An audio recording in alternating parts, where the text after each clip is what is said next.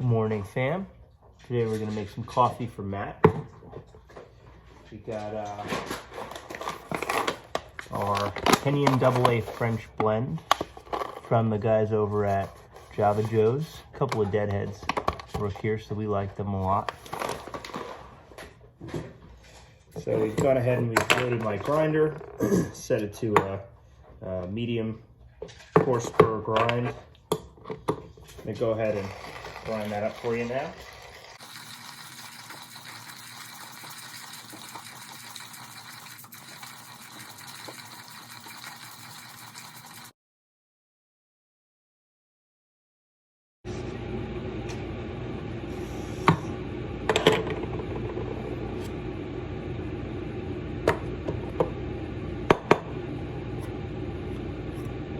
Oh yeah. That's the good stuff. We got our Chemex papers.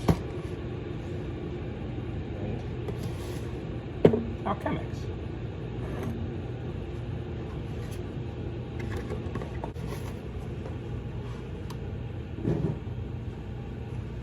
Now it's important with the Chemex, it's one big piece of paper like this. When it folds, you take the 3-piece side, this is the side with the 3 pieces, and you make sure it's facing towards this lip, because that's the side with the most reinforcement on it, and you don't want the paper to collapse into this lip and create a vacuum which will stall your brew. So 1-piece side goes here, 3-piece side goes here. Now before we actually brew our coffee, we're gonna take some hot water and we're gonna pour it into the Chemex. This serves 2 purposes. The first is to take some of the paper flavor out of the filter, so we don't get that in our brew. And the second is to preheat the glass so that we don't get any heat loss as the coffee comes in. So we'll do a few little swirls around and we'll pour that out. Okay, now we're going to take our coffee. I'm actually going to go ahead and move my camera so you can see this. We're going to pour the coffee right in like so.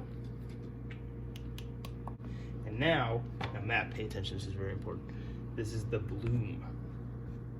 All right, so the theory behind the bloom, if you believe it, is that all these little tiny crushed up pieces of coffee bean have little tiny pockets of CO2 particles, gas trapped in them.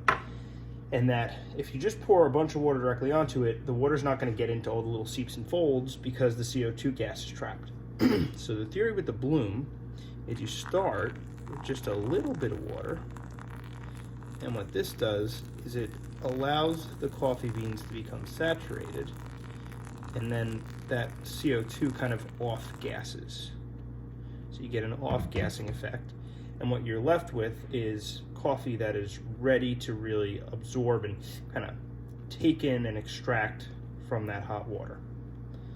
So we'll just give that, and the theory is that that's just air coming out, but those little bubbles you see form at the top, the theory is that that's the CO2 coming off of the coffee beans.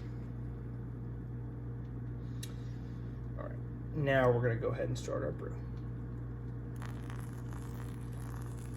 Concentric circles.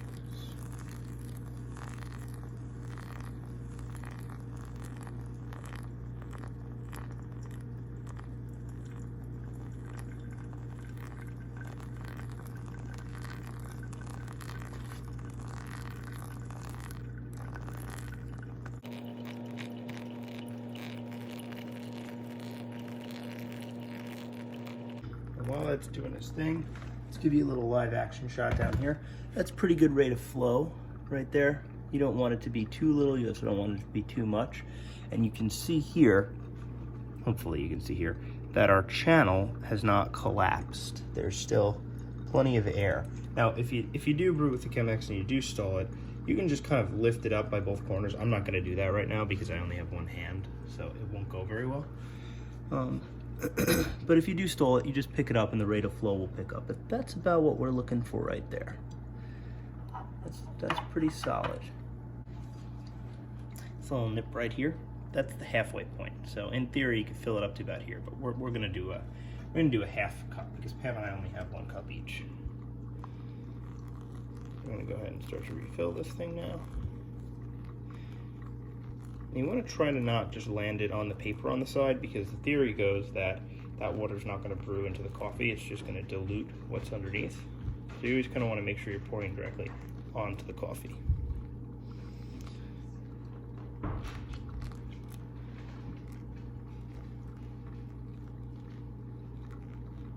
That's it. All right. Now we'll let our coffee brew.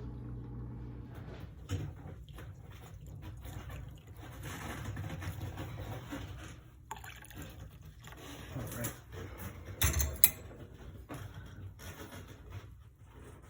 Cheers, Matt.